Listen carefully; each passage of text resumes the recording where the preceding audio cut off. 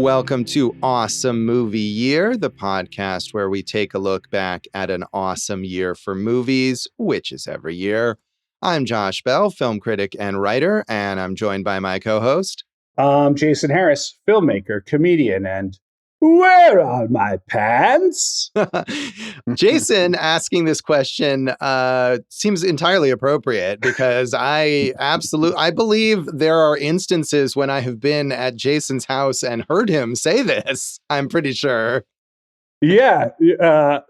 Josh, didn't we once work on a project? I don't remember if it was a cartoon or a movie idea, but we were going to have a fake game show.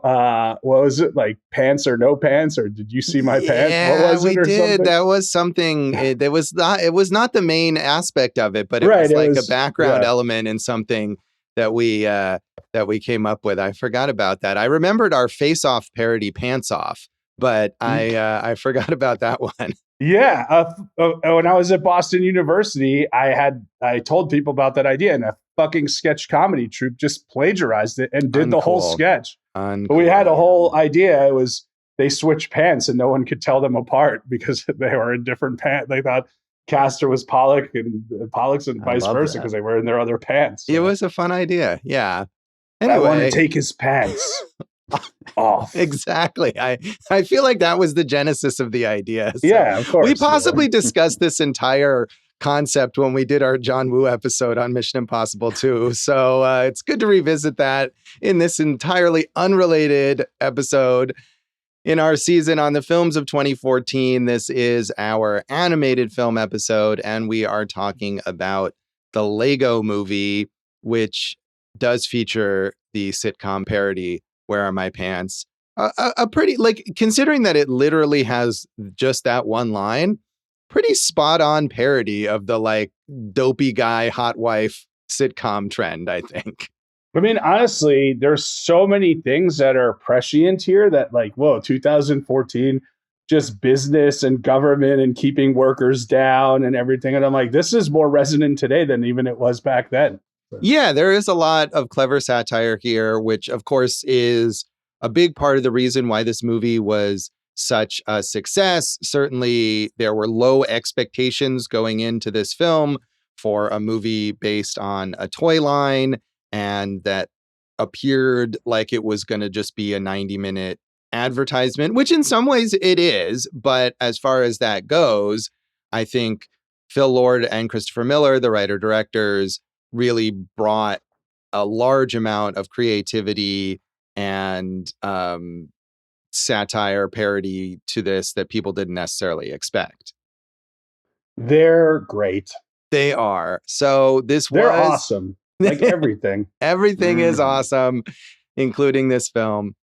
So this was a hugely successful film. It grossed $470.7 million on its budget of just $60 to $65 million, which is also a relatively small budget for a major animated film.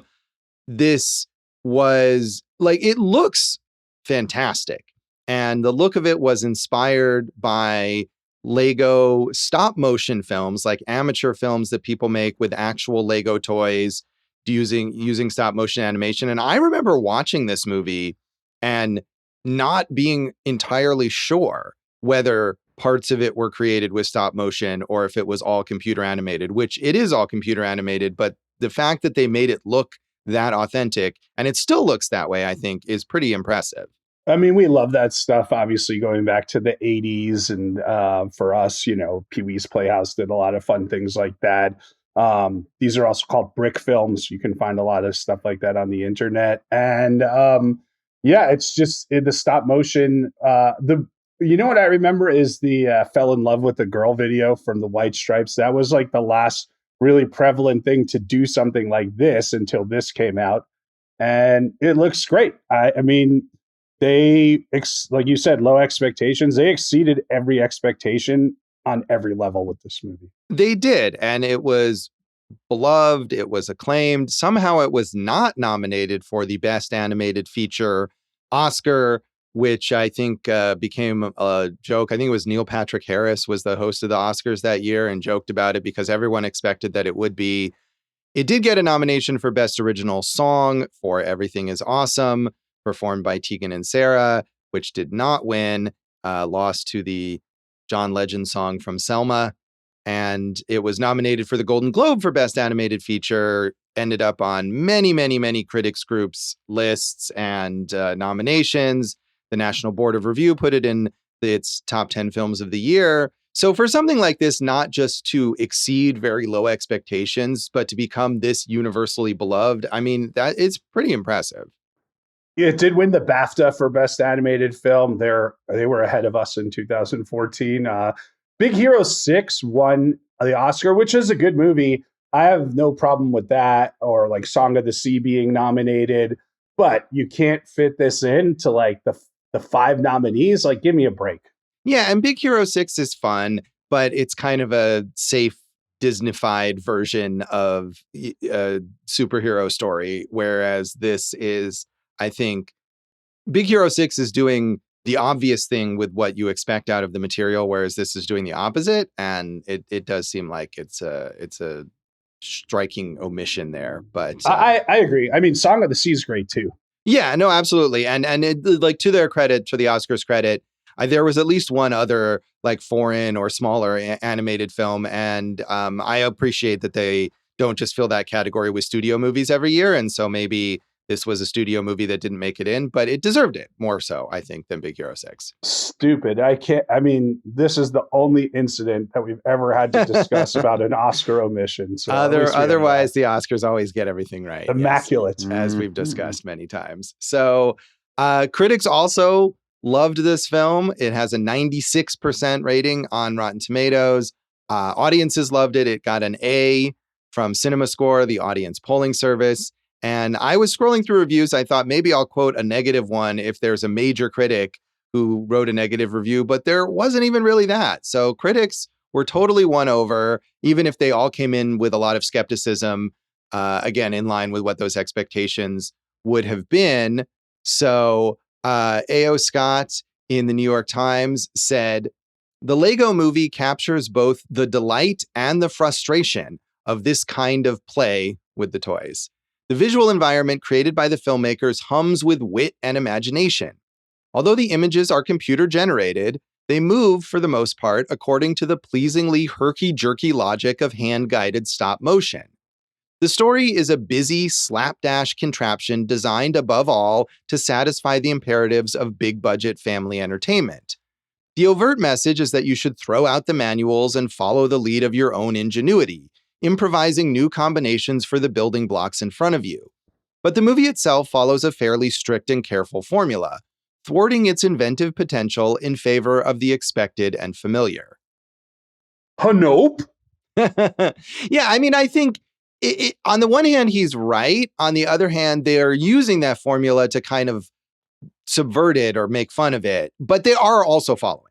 Yeah, but they know the rules. That's why they're poking fun of it, like you said, or working angles around it. But being that this was the first one, like how outside of the box, they went outside of the box, I feel like. How much more outside of the box could you go with the first one when you're setting something up? Yeah, I mean, there's only so many chances they can take. And I'm sure part of the reason that this movie works is that Lord and Miller knew when they could push things and when they couldn't, and they would get resistance from the studio or from the Lego executives or whatever. So exactly. When you read about the, development, Lego was like, we don't really need a movie. So it did have to please their brand. And the fact that Lego was like, yeah, we'll take something this offbeat is pretty cool. It is. But I think there is absolutely formulaic elements. And as much as it subverts one aspect, which is the sort of like chosen one story, and they're definitely making fun of that, when we get into the later part of the film with the live action stuff, it really leans into very predictable, sappy family movie type tropes.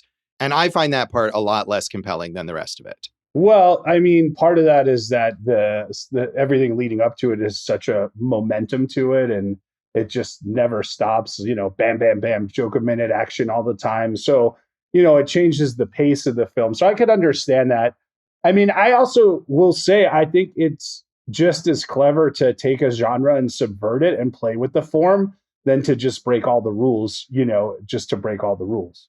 Right. No, I agree. I think they have a good balance there. I'm saying that when it gets to that live action part, some of that balance falls away and it just goes straight down the line with the sentimentality, which I'm sure was part of what they meant to do. That now, we've made all these subversive jokes and we've kind of undercut the gravity of this, but now we're going to hit you with the feelings or whatever. And that, because that's what we need to do, give an emotional impact to the story. I understand that. I feel like it doesn't work for me personally. Well, you hate emotions. True. So Peter DeBruge in Variety said, the Lego movie understands how fans interact with the brand and answers with a mile-a-minute geek extravaganza that immerses kids and the adults who only think they outgrew their old playsets at ground level with the tiny plastic bricks. The film functions as a massive homage to a shared childhood experience, amplified and projected on the big screen. So while the result is undoubtedly the single most product-centric film of all time, it's also just hip and irreverent enough to leave audiences feeling as though its makers managed to pull one over on the business guys. They've gotten away with something, upholding and expanding the worldwide cult of Lego. The plot literally serves to cement the right and wrong way to play with the product, while good-naturedly skewering consumer culture at large. I would agree with that. I mean, I think like you had mentioned those kind of Disney movies, like if it had just gone by the numbers, like how boring would this have been? And how many times have we seen how boring things like that have been, you know? So I'm glad they do that. Hip and irreverent, Josh. That's how I built your Tinder profile. When they ask about you, hip and irreverent. Yeah, that's my brand. But I mean, I think he also points out something that's important is that, and this is something that people said about the Barbie movie as well, is that it's subversive only insofar as it's allowed to be. And it gives you the illusion that they're, as he says, sort of like putting one over on executives or whatever. But, something that costs $65 million is not flying under people's radar and they're not getting away with anything that hasn't been approved and signed off on. So, they, as I was saying, they like understand what they can and can't do there. Well, yeah, that's a little silly to think that like, ooh, they're going to pull one over on the corporate bigwigs. At the same time, a brand, I mean, and I think Barbie is definitely took like the Lego playbook when they did it, right? Yeah. But for Lego to be like, yeah, make fun of us, have some fun. And then at the end, hammer home the message that this is something that families can do together and they don't have to follow all the rules and make up your own way of having a good time. Like that's good. That works for me. That's a fair trade-off, I think. Yeah, no, absolutely. And I think it's ridiculous to imagine that they would have not had to get that corporate approval. I mean, the only way that works is when you do something, like Todd Haynes didn't get corporate approval to make his Karen Carpenter movie with Barbie dolls. And then that never gets legally released, so that's not the way that it works. I've seen that film. Have you seen that film? I haven't. I mean, I know it's pretty easy to find, even if it's not officially out. But when I saw it, it wasn't, Josh. When I saw it, it was at Boston University. And I think one of our assistant professors tracked it down on VHS. So it was like a real clandestine underground thing, Josh. Nice. Yeah. So if anyone's subverting the system, it's you. This guy. It's definitely you. That's the takeaway here from this whole endeavor. But that movie is wild, man. Seeing Barbie Karen Carpenter just make herself throw up because she has bulimia. That's an insane film that I like when Todd Haynes takes those big shots. Yeah, I mean, I would like to see it. And it's funny, there like that kind of thing goes on still. I was just reading recently about a lawsuit by, I think they're called Sylvan families or Sylvain families. They're these little... the toys from the 80s, right? Yeah, well, I think they're current. I think they're very big in the UK. And there's some person on TikTok who uses them to make little videos where they do very inappropriate things. And which seems like it would be maybe fair use. But obviously Todd Haynes couldn't do that with Barbies, and like the Sylvain family's company is suing this person. Well, I think it was the Carpenters who sued Todd Haynes, not Barbie. I think you're right. Yeah, that movie is called Superstar. If you want, Superstar is the Todd Haynes Barbie movie. If you want to take a look for it. Yeah, I think it is probably pretty readily available online. But anyway, back to the Lego movie. Amy Nicholson. Hey man, this is all related, dude. It is. No, it is. It is absolutely related. And I think it's part of this tradition of wanting to subvert, these seemingly wholesome toys that people remember from their childhood, or to use them to make a larger point about social issues, whether that's, the pressures of stardom and eating disorders or capitalism. In this film, it all kind of fits together. I mean, I don't think any of us have seen the new Smurfs movie, right? No, Which just I looks managed to avoid that. so terrible and so glad-handing and so just soulless. So I mean, I haven't seen it, so maybe I'm completely wrong, but the preview just, oh God, it looks so terrible. And we knew the Smurfs more as a cartoon than a toy, but they did have toys. So it's like, if these are our options, I'm going to take the Lego option every time. Oh, yeah, absolutely. And I don't think, you could do that with the Smurfs, but clearly, whether it's the creators of those films or the studio or the owners of the copyright, either way, that's not what they want to do. I haven't seen the new one, but I have seen 2 previous ones, and they are really difficult to get through, let's say. So, okay, finally, Amy Nicholson in LA Weekly said, Lord and Miller have a deft and daring sense of the absurd. They give us a world where everyone is literally a cog, make us root for Emmett to build things he's only dreamed of, and then circle back and ask if there can be too much creativity. The theological implications are such a pleasurable head trip that it's a disappointment when the Lego movie zooms out in the 3rd act to show us the humans calling the shots. But the misstep is balanced out by Lord and Miller's commitment to mining the material for every possible joke. Lord and Miller do great work within constraints, taking pre-made pieces and fashioning them into feats worthy of applause. It's no wonder they made a Lego movie, and it's no wonder it's so good. Lord and Miller are great. We're big fans. I'm a big fan of Lord and Miller. So, I mean, knew the name for a while. I think the Jump Street movies are fun. Obviously, they're involved with the Spider-Verse, which is excellent. But this might be their crowning achievement, Josh. Yeah, I think so. And we'll talk more about their overall career. But after this, they kind of branched out and they've done more producing and TV stuff. And it seems like they're more like guys who run a production company than they are filmmakers at this point, which is fine. And I'm sure they enjoy that and they're getting a lot of things made. But I think as far as as directors, as auteurs, if we could say, this is absolutely their biggest achievement. Yeah, I mean, obviously we'll get back to it, but they were attached to Solo. That was a big deal. And then they left or were fired from the Han Solo movie, which who remembers that one even at this point? And then, they do have Project Hail Mary coming out next year, which is already getting a ton of buzz. They do. I mean, they have a lot going on, but I think it's in a lot of different capacities, not necessarily just as directors. So this is for me too. I think this is the best thing that they've worked on. So I think we all saw this when it came out in theaters. I did not see it in theaters, but I remember when it came out, I was like, I had no interest in seeing it, but my daughter was born like a year before this came out. And then we watched it very early on and it's just a delight. Dave, did you see this in the theater? I did. Yeah. I didn't at first. I thought it sounded like such a dumb idea, but the cast is what drew me in because it's just got everyone in it. Yeah. I mean, we haven't mentioned yet the voice cast, but Chris Pratt as Emmett, the everyman construction worker who becomes the chosen one, and Elizabeth Banks as Wild Style, the cool rebel who recruits him, and Morgan Freeman as the wizard, the wise old wizard, doing a very amusing parody of his own many roles as sort of wise sages, and just a bunch of celebrities in even small roles as all these little pop culture characters who pop up, the DC superheroes and Shaquille O'Neal and all of these people who just kind of come in and out of the film in a very fun way. So yeah, they really stacked this with those celebrities and with the pop culture characters where it's like, oh, it's got Superman, it's got Batman, it's got Shaquille O'Neal, it's got a Ninja Turtle, it's got all of these characters who kind of show up. For anyone wondering, they did get the real Shaquille O'Neal, but they did not get the real Batman.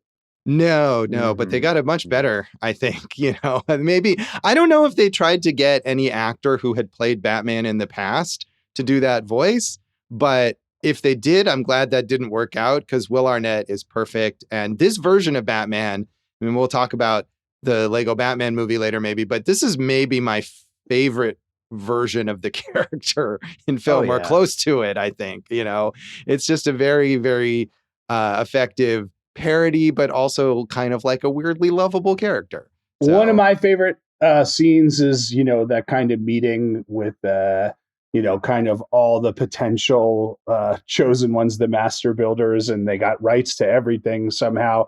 And there were just these like throwaway jokes for Dumbledore and Gandalf, and they're just great throwaway jokes. They are. Yeah, I love the Vitruvius the wizard can't pronounce Dumbledore. He keeps saying Dumbledore, right? Dumbledore. And it reminded me of Who Framed Roger Rabbit, where they got all these cartoon characters that were licensed from other studios, just seemingly out of goodwill for the project. And that's kind of what happens here as well, I think, even though mostly they're Warner Brothers characters, but they do get, the Star Wars characters show up and things like that. So a lot of fun. I did also see this in theaters. I reviewed it at the time, enjoyed it. I was yet another critic saying, oh, you didn't think this would be good, but it really is. So I didn't have anything original to say about it at that point.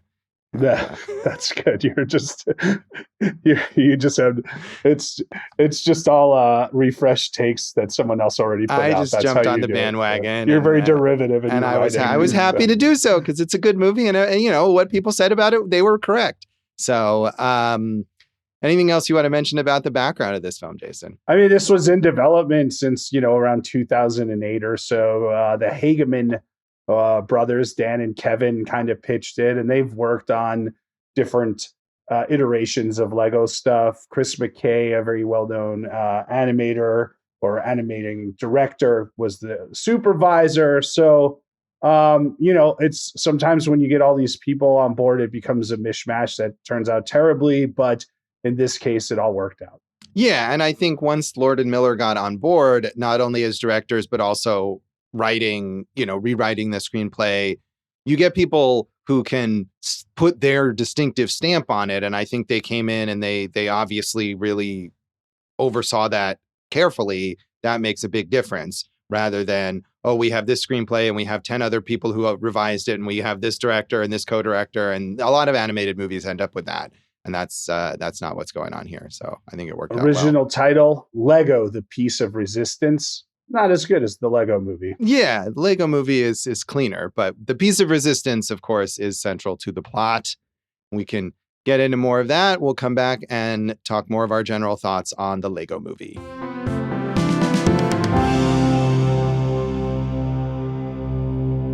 Welcome back to Awesome Movie Year. In this episode of our season on the films of 2014, we are talking about our animation pick, the Lego movie. And as we were saying, this kind of subverts this very familiar chosen one story. And the piece of resistance that we were just mentioning is this supposed magical artifact that someone will discover, which indicates that they are the special, the person who will fulfill the prophecy and stop Lord Business, aka President Business, from destroying the world. And of course, we know as viewers how this is following that formula and how it is kind of playing with the idea that this ordinary person will discover their true purpose and whatever. And it's a lot of fun that way. Yeah, obviously Vitruvius getting Morgan Freeman to play him is excellent. And it's I think, very Matrixy in the way that it's set up and whatnot. I love that every time they explain why Emmett might be the one, it's like, oh, usually to be a master builder, you have to clear your mind, but you already have nothing in your mind. So you're already perfect for this. So they talk about, just those fun ideas of everyone is doing it by the book. So we have to do something different. And then they bring it back to everyone thinks we're going to do something different. So now we're going to go by the book. And it's just well crafted. It is. Yeah. And I think that's the thing is that like you can see where it's undercutting the idea of that formula, but at the same time, it ultimately does follow the formula, even though we get the idea that like Emmett isn't the chosen one. He just was randomly there, and the prophecy is something that Vitruvius made up. He becomes the chosen one because he believes in himself and because he follows his, follows through and cares about what he's doing and all this stuff. So it still gives you all of those big blockbustery moments with the hero. He still is the hero. He becomes the hero. We don't totally, throw away that formula. But I think that is why it works, is that you can get those big rousing moments that the crowd will go crazy for and that kids will be excited about.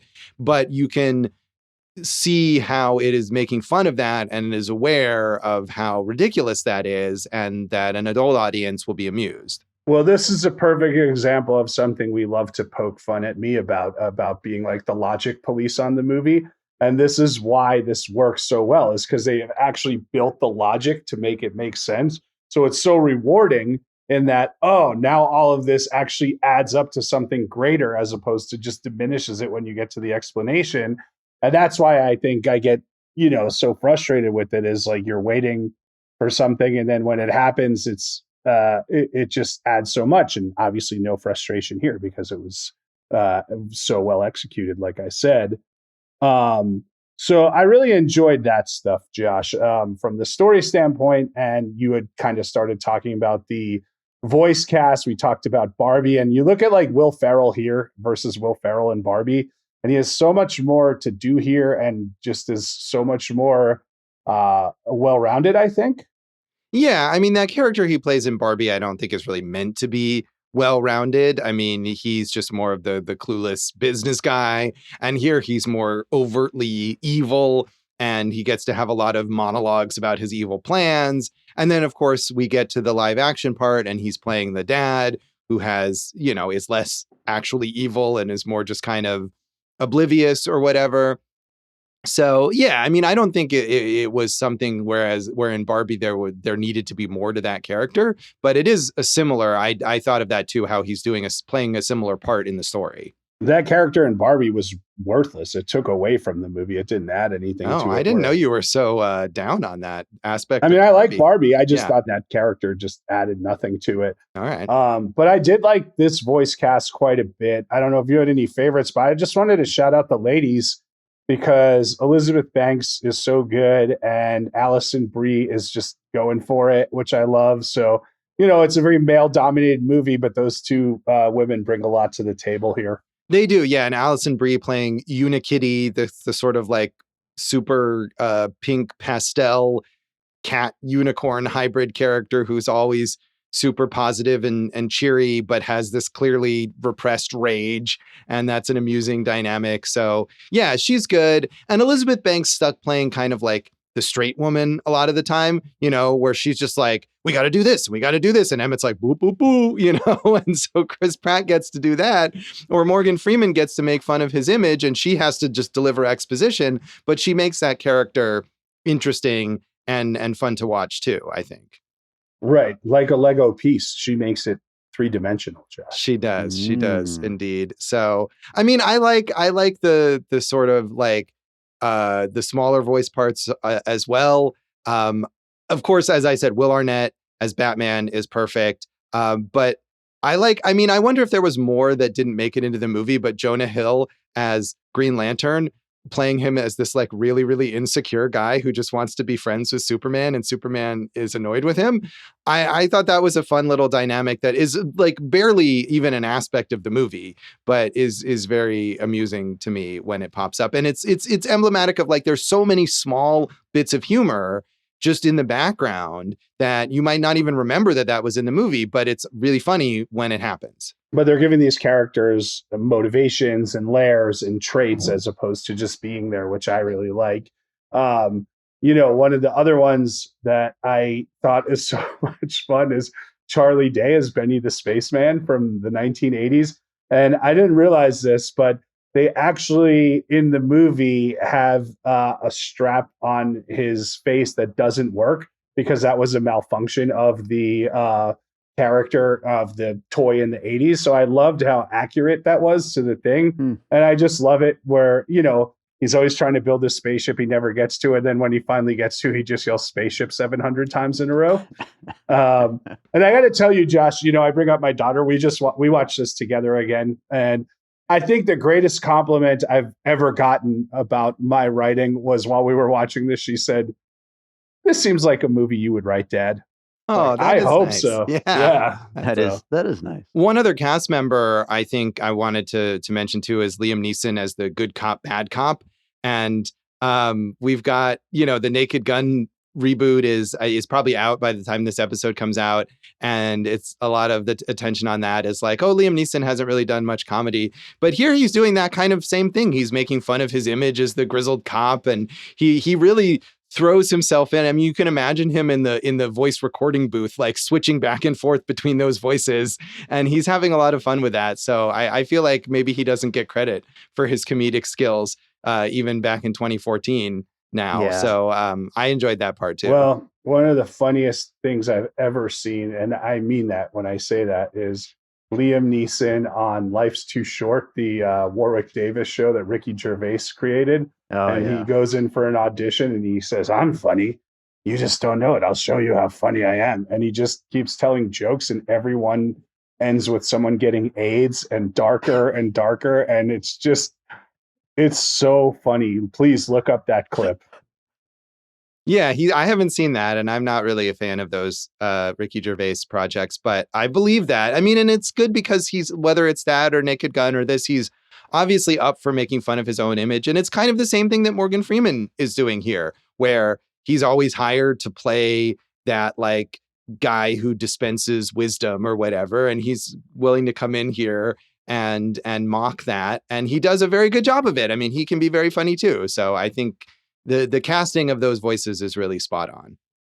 I like the voice cast. We've talked about Chris Pratt even this season, and it's fun to go back and watch this where it was a little more efforted than just coasting, right? So I want to see more stuff like that from him, and I hope we get there with him again. The one voice cast member who I didn't think really added anything, and who I know is a good actor and can do comedy, I didn't think Channing Tatum as Superman had anything to offer here. Yeah, I mean, he only has a handful of lines. I mean, much like Green Lantern I mentioned too. So I don't think it really makes a difference either way. And I think at one point they were not sure whether Superman could be in the film because of rights issues. So maybe that was a last minute addition, or maybe there was more to it that didn't end up in there. We don't know. So yeah, I mean, it's not as distinctive. Perhaps, in fact, like as I was watching this, I was like, oh, who did that Superman voice? I couldn't remember, and I didn't recognize it as I was watching the movie. But I don't think it detracts anything that it's not doesn't stand out as much. Yeah, that's fair. I'll give you that. That's fine. I'll take that. Did Thank you have you. a favorite world that they explored, Josh?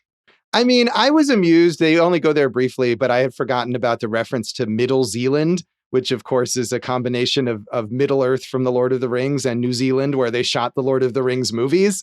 And the brief reference is like, oh, it's a magical world with, wizards and dragons and poverty and illiteracy. And I thought that was funny. And then at the end, in the big climax, when Wildstyle gets to broadcast to all the worlds about the truth about President Business, and you see her on TV screens in the various places, and then we go to Middle Zealand and some random guy is reading her speech off a scroll. I thought that was very amusing. So that was a fun one. I would have been happy to spend a little more time there. We see Gandalf in the big meeting, but we never get to see any like hobbits or anything like that. So did you have another favorite, Jason? I like the Old West world where they get to, I mean, it's our first kind of break from the world that we've seen, but I think it's very funny how they utilize it. It looks good. And just the idea of, Emmett, where they're just like, hey, stay kind of low key so no one, knows what's going on, play a chair. And he just comes in as a cowboy. Right. I'm a chair, that type of stuff. I really like the Old West world, I think. Yeah, it's fun. I mean, and all of it shows that creativity. And I would imagine they probably had a long list of other possibilities of different worlds that they could have explored, because there's so many different Lego sets. And especially as they've gotten onto all of these different licensed ones now versus the generic like space set or whatever, where that Benny character comes from, which I think I probably had that one when I was a kid. I was not a big Lego person because I'm not good with spatial reasoning. I was very bad at like building the Legos or whatever. But I definitely had some when I was a kid. I probably just liked the little minifigures, because I was more into like action figures than building stuff. So I think I might have had that one. We still have them. Scarlett and I have a Harry Potter set that we haven't done yet. I know a lot of adults who still build them. It's like their way of calming down, I guess, or like just doing, like there's adult coloring books or yoga. I don't know. Legos. Yoga is, I mean, that would hurt. No, it's just a way of like, practicing mindfulness, I guess. Right. But unlike coloring books and Legos, which were like mainly for kids and adults do them too. I mean, I don't think yoga was something that was only for kids. You ever step on a Lego? That's not fun. That isn't. I'm sure I have in the past. I don't recall. Because again, I don't think I've really had Legos around since I was a kid. Although I'm looking over at my shelf. I do have a promotional Ted Lasso Lego minifigure that I got one time. That's amusing to hold on to. It was more amusing the first 2 times you held on to it. And then the third time you're like, what is this even? Right. This and now there's going to be a fourth one anymore. Yeah. Why is that? So, I mean, you mentioned, Jason, the adults building Lego sets, which I think is just gotten more popular in the time since this movie came out. And I'm always reading about these like insanely expensive, like, million-piece Lego sets they're also expensive. Various things. And this is one of the things that as a curmudgeon, I kind of was annoyed with in the live action segment, because the idea there is that Will Ferrell's live action character, the father, is that one of these adults who builds Legos, and he's got everything built exactly to the specifications, and he doesn't want his kid coming in and messing it up.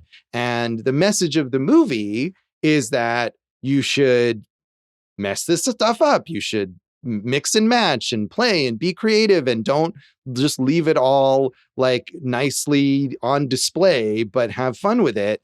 And I feel like I was not on the side of the kid in this scenario. This is the best Josh take ever. I am on the side of President Business, the bad guy in the Lego movie, because a child wanted to play with Legos, and I am not okay with that. No, see, I'm not on the side of President Business, the character in the Lego world, right? He's going to destroy the world, and that's bad. And this is part of the reason why I don't like the live action part, because it muddles the very clean, very, as you were saying, well thought out world building of the Lego world, where President Business is the bad guy. Because when you get to the dad, who's not nearly, as I was saying, he's not like evil like President Business is. He's just kind of a clueless dad. I'm like, this dad has spent so much money and so much time on this hobby of his, and his kid is just like, and not only that, but like at one point he's like, look, kid, there's your fucking Legos over there. It's not like he's banning the kid from playing Legos. He's like, here's a giant bin of Legos for you to play with. Leave dad's things alone. I feel like this is a very important lesson for this child to learn about boundaries. And instead we're just like, yeah, destroy everything that dad spent his time on. And his whole, you were saying like it's therapy, poor dad is being downsized at work or something, and he's trying to build Legos to relax, and his kid is just knocking him all over. Man, remember when Josh said he had nothing new to add to the discussion when he was doing this review? What if that was the whole review? Everything is awesome except kids who want to play with their parents' Legos. Shame on them. So I just think that is an amazingly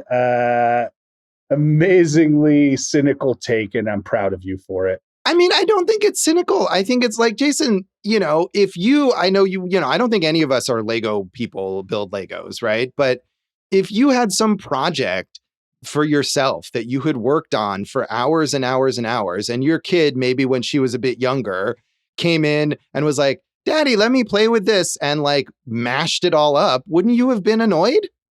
Well, sure, I hear what you're saying, but in this child's defense, he didn't really mash it up. I mean, the moving around of parts were very easy to move back to where they were. Right, but the message is don't move them back to where they are. Let the kid do whatever he wants. I mean, and the kid clearly did. At one point, he's like, the dad's like, did you take the entire top off this tower that I spent all this time building?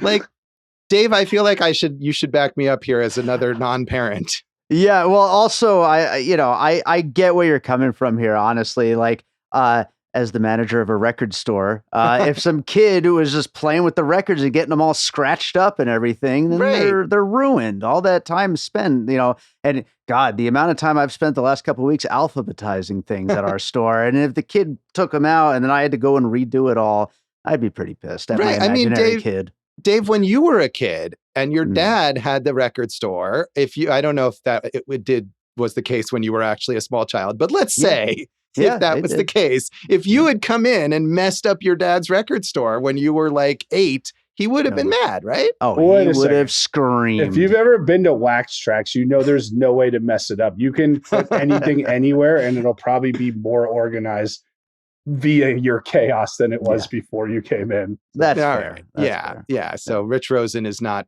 president business, but I feel like this is legit, and it's not just about me hating kids. It's about like boundaries. Like, adults are allowed to have their own things that they do the way they want because it's for themselves, and that kids can do their things too.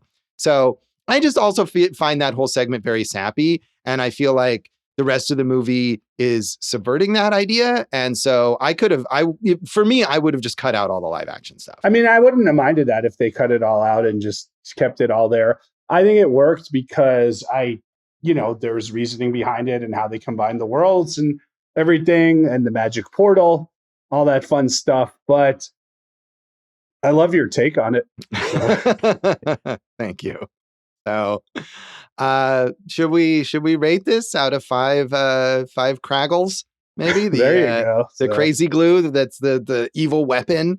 I did wonder also, do people in real life crazy glue their Legos together after they've built the sets? That seems like it would go against the principle of Lego. But he did it so the kid couldn't play with it and mess it up anymore. So that made sense from the reasoning. I guess. I thought he was also just doing it anyway because the idea was like, I've built it and now it's exactly how it's supposed to be and I'm going to make sure it stays that way. So I don't know. But that it did seem. And he had like a whole drawer full of crazy glues. So he obviously was using them a lot. Oh. He's got a lot of other Legos we don't even know about. He does. He has all those drawers full of Legos and stuff. And I mean, it's a big thing for a lot of these adult Lego collectors. So not something, again, I think that any of us do, but people are super into it. So yeah, I wonder about people like that. Someone who's like Will Ferrell's character, who's an adult who spends hundreds and hundreds of dollars on Lego sets. How do they feel? Well, I know someone who does it, and we were flirting a few months ago, and I was like, "Oh yeah, I'll come over and build Legos with you." And then she turned out to be as bad as President Business. Okay, well that doesn't answer the question. Did you mess up her Lego set? I feel like in this scenario, you were the child who was going to mess up her Legos. Is that right? Yeah, and she was the adult who was gaslighting me, telling me not to do it. This is definitely taking a weird turn, but point is, Lego lady bad. All right, but Lego movie good, right? Lego movie good. 4 Kraggles for this guy. It still holds up. I think it's great, and kudos to everyone involved. I enjoy this as well. I give it 3.5 Kraggles, which was also what I rated it at the time it came out. I enjoy it, I think, just as much. We'll talk about maybe, certain aspects of it or have been copied too much to feel fresh, but still, that's not the movie's fault. It's very fun. 3.5 for me. Dave, how do you rate this? I'm going with 4. It's a really funny movie, and you guys kind of touched on it a little bit earlier on, but the animation is just so damn good, and it really holds up. Yeah, it looks gorgeous, and to me, again, the big thing is the way that you could watch this movie and believe that it was created with stop motion. If you don't think about how many, I think it's like 15 million Legos or something they would have had to use in order to actually make it that way. But it looks like it easily could have been done like that. So totally, that's amazing. So we'll come back in a moment and talk about the legacy of the Lego movie.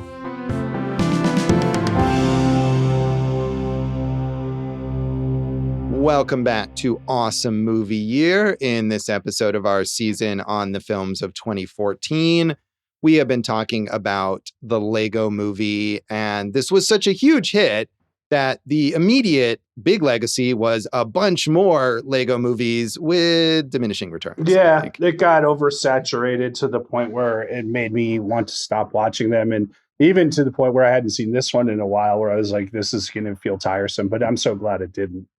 Yeah, I mean, I actually really like the Lego Batman movie, which was the first one to come out after this. I might even like it a little more than this one. As I was saying, the Will Arnett animated version of Batman here is just so fun and really like gets what's ridiculous about Batman, but also is such a loving tribute to Batman. So that one I really enjoyed. There was the Lego Movie 2, which just kind of does a lot of the same things that this one does, but not as well, and really doubles down on all the live action stuff that I don't care for. The Lego Ninjago movie, which tried to kind of mix this comedic approach with the like mythology of this Lego TV series, and that it doesn't really work. And I guess there was a Unikitty TV show as well, which I never watched. But yeah, I didn't either. But that one would be fun, I think. So, yeah. So, but after a while, I know the Ninjago movie and the Lego Movie 2 didn't do as well. And so Warner Brothers actually lost the license to make Lego movies, and they shifted that over to Universal. And it's interesting. I don't know what exactly is on the horizon, but I know part of the approach when they shifted was the idea that instead of doing what they did here, which is to create like a Lego world with its own mythology and you can have different movies set in that world, was to just do other movies that happened to be made with Legos. And so the first thing they did with this new license at Universal is the Ferrell documentary Piece by Piece, which is interesting that they made it that way. But I mean, from my perspective, watching it, I was like, I don't know why this movie was made with Legos and not just with people. But that's, I think, what they're trying to do is figure out like, what can we just like, maybe they'll make a Lego horror movie. Probably not that. But, you know, just how can we use Legos in all different contexts? Right. I didn't see that partially because I think, you know, part of the reviews on it was that the idea of, hey, it's just a very basic, like, hey, look at how great everything is right now, you know? So, but yeah, whatever, man. I mean, it was very well reviewed. I mean, but I think absolutely that was to me the tone. It was just like, look how cool Ferrell is, and isn't he great? And it absolutely didn't didn't have a lot of depth in terms of in a documentary. I mean, and in that way, the Lego aspect is irrelevant because it's just similar to so many like modern music documentaries that are produced by the people that they're about, that are just like, hey, isn't this person great? And this was like that, except also Legos. Yeah, partway through you start forgetting that it's even made of Legos, and like you just kind of that just folds away into the back. I've never been a big Ferrell guy. Yeah, I mean, he seems like he's perfectly fine, but I guess at one point there's some Lego movies in development from directors Jake Kasdan, Patty Jenkins, and Joe Cornish. So I don't know if those are still happening, but those are some interesting filmmakers. Yeah, Jake Kasdan, I could see fitting a tone of this. Patty Jenkins, who made Monster, maybe.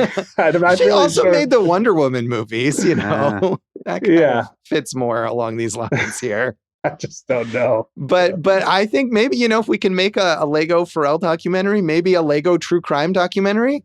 Come on, those are huge right now. Yeah. Maybe there was a murder involving a Lego fanatic or something like that. There could be. I feel like there's definitely people who've been murdered over like valuable comic books or whatever. So it could very well be. Was it the third season of Fargo had a whole storyline murder related to like collectible stamps, I think, didn't it? So you never know. Philatelists going wild. Exactly. Anyway, we'll see if any of those actually come out. Piece by Piece, I think, was a minor success. I don't know.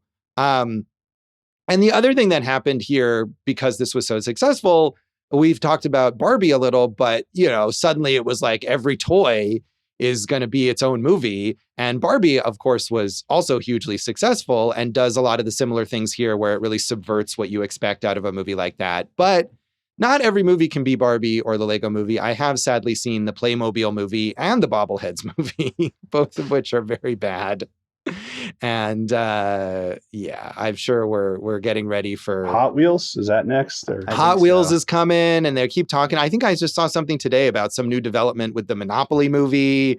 And I mean, it's such a cliche that Seth Rogen show, The Studio, had a whole season-long storyline about them making the Kool-Aid movie. So, I mean, this is all what... Yeah, I mean, all this is real. You know, these are the type of IPs that you get, you know, thrown at you all the time in Hollywood, Josh. Right. And most of the people who make these movies don't have the creativity and talent of Lord and Miller or Greta Gerwig to deliver something that is successful on its own as a piece of storytelling and as a cinematic experience and not just a commercial.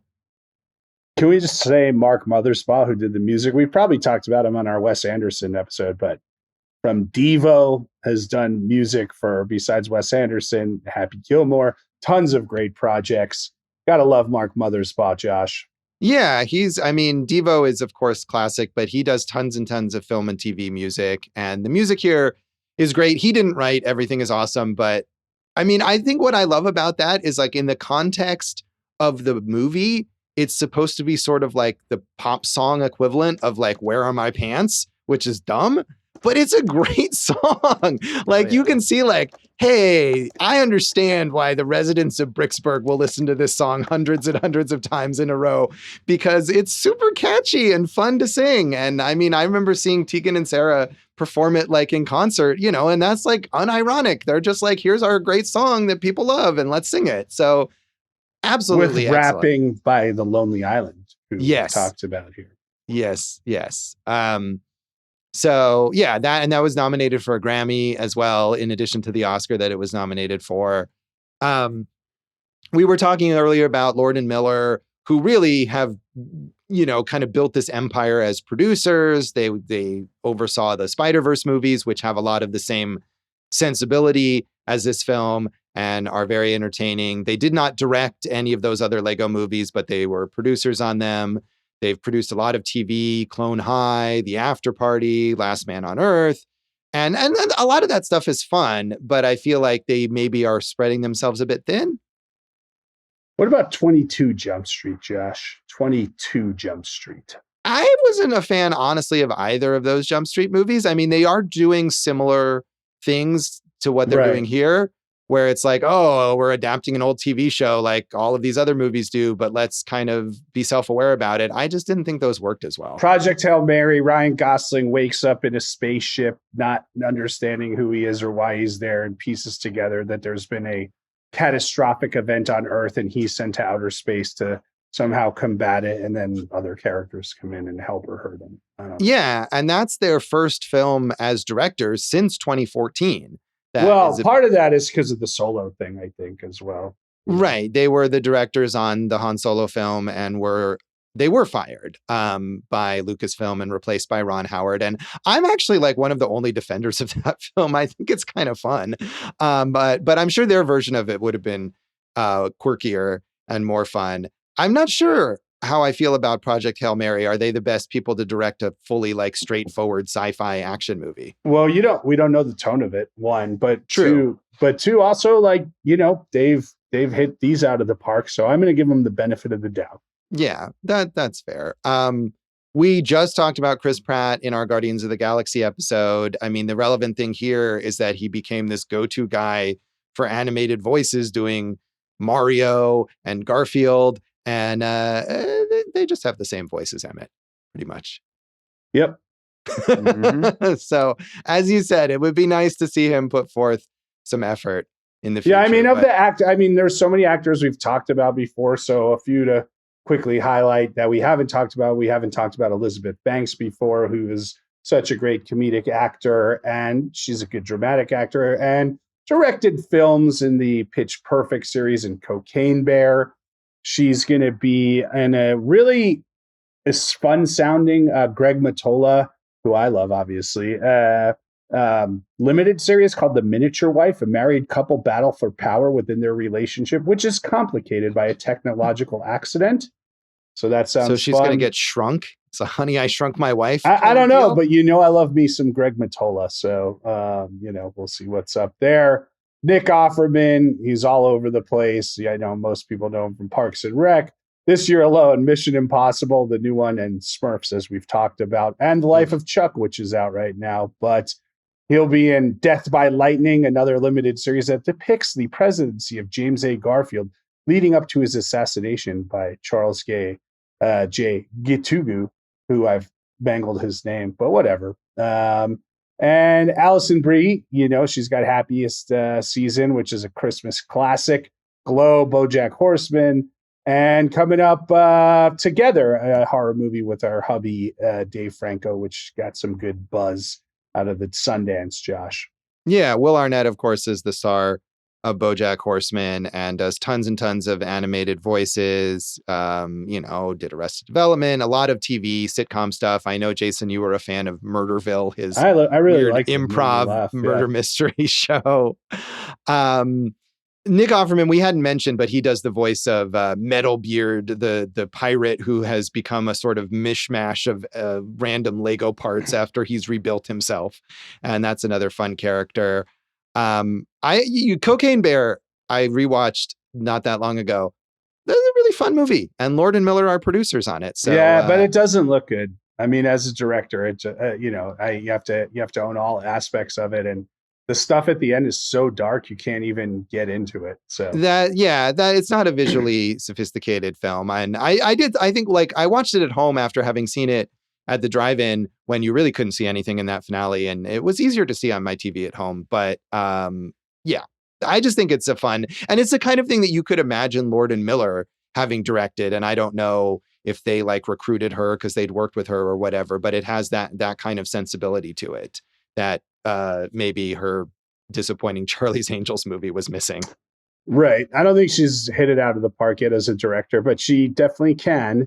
Charlie Day will, of course, again, you mentioned Super Mario Brothers. He's Luigi in that. Dave's favorite movie, Fool's Paradise. Yeah. Insane. Horrible Bosses, Sunny in Philadelphia. And he'll be in Honey Don't, the new Ethan Coen film. In Bakersfield, California, female private detective Honey O'Donoghue investigates a woman's death and tangles with a religious cult, which sounds fun and is a part of this lesbian trilogy that Ethan Coen's doing. Is his wife co-writing those with him, Josh? Yeah. Trisha Cook, she's the co-writer on that. And Don't Worry, Darling. That's speaking Olivia of Wilde. Yeah, someone else. But Drive Away Dolls was their first one. Yeah. So I saw a quote from Patricia Cook that did not. I mean, I have faith in it because it's Coen, but she was like, "We wanted to make a noir, but have a lesbian as the lead," and I'm like, that doesn't really sound like motivation to make a film to me. But I mean, I like Drive Away Dolls a lot, and I'm still looking forward to Honey Don't, although it's been playing festivals and not getting great reviews. So I don't know if it really worked out for them. But I mean, just this movie is stacked with stars. We've talked about Will Ferrell and Morgan Freeman in multiple episodes, and all on down to those small parts, as we were mentioning, Jonah Hill and Channing Tatum. So, I mean, if nothing else, I think it shows that Lord and Miller are the kind of people that all these famous actors have fun working with, and that they can reach out to them and say, "Hey, you want to do our latest project, whatever it is, whether it's Legos or the After Party has tons of guest stars and that kind of thing, and people will be up for it." So, I think that speaks well of them. Josh, what's your favorite Shaquille O'Neal movie? I Nope. don't have one. That's wrong. The answer is Blue Chips. William Friedkin, Nick Nolte, the 90s, Shaq and Penny Hardaway. That movie's great. I have not seen that movie. So, in fact, I'm not sure if I've seen Shazam. Kazam. I have seen Shazam, which is the DC superhero movie. Wait, but was it? Which one is the made-up Sinbad movie that never existed? Oh yeah, universe? I don't remember. A parallel universe. Yeah, that's the Mandela effect thing. Maybe that is also supposed to be Shazam, but I believe Kazam is the real movie that stars Shaquille O'Neal as a genie, which I have never seen. But he's another one here. He's obviously happy to make fun of his image in his own little way and his small part. So That's nice. So the actual, we didn't mention Anthony Daniels and Billy D. Williams from Star Wars also show up here to do brief voice cameos as their Star Wars characters. So yeah, everyone kind of having a good time with this.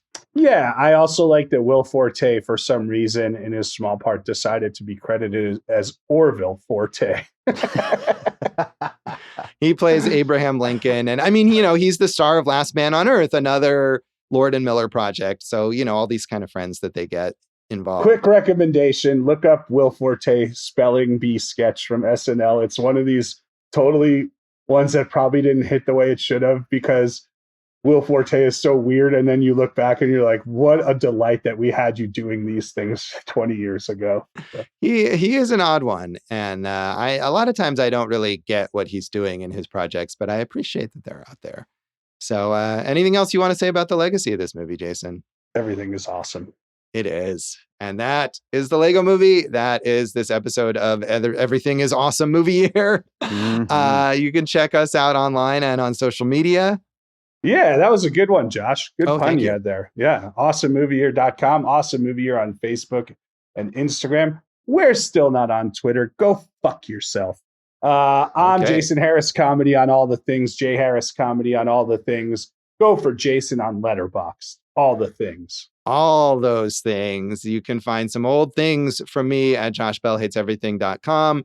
I am at Josh Bell Hates Everything on Facebook, at Signal Bleed on Blue Sky and on Letterboxd.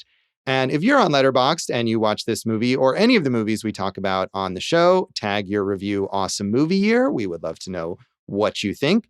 And check out our producer David Rosen's awesome podcast, Piecing It Together. Check out Piecing It Together, where the Lego Movie comes out quite often as a puzzle piece, wherever you listen to podcasts. And you can follow us on social media at Piecing Pod. Jason, what's in our next episode? It's my pick. It's called Ping Pong Summer. Spoiler alert, you guys didn't like it. Well, thanks for that. Right? Tune in next time, or don't, for Ping Pong Summer. And thanks for listening to Awesome Movie Year. Thank you for listening to Awesome Movie Year. Make sure to follow Awesome Movie Year on Facebook, at Awesome Movie Pod on Twitter, and at Awesome Movie Year on Instagram. And if you like the show, review us and rate us with 5 stars on Apple Podcasts.